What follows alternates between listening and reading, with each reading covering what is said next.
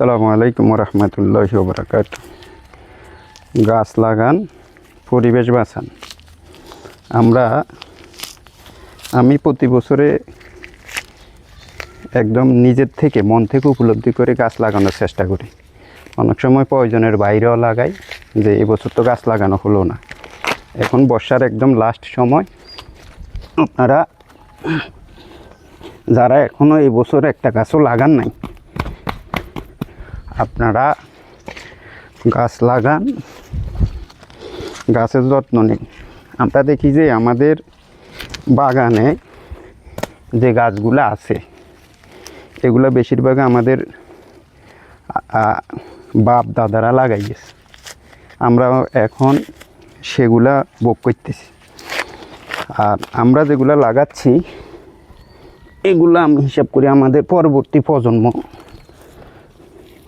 যাতে ভোগ করতে পারে। আমরা যতটুকু পারি, আল্লাহ কিসমত রাখছে হবে। আর যতটুকু হয়তো কুলাইতে নয়, সেগুলো আমাদের আগত প্রজন্ম বা আগামী প্রজন্ম ভোগ করবে। এজন্য সবার কাছে রিকোয়েস্ট, সবাই গাছ লাগান, পরিবেশের ভারসাম্য রক্ষা করুন। আমরা একসময় ছোট থাকতে দেখতাম সরকার থেকেও ব্যাপক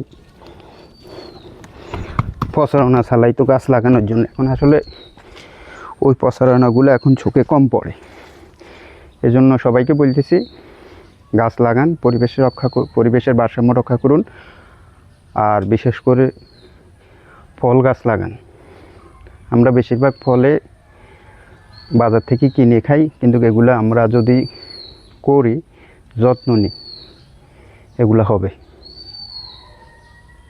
সবাই ভালো থাকুন। আসসালামু আলাইকুম।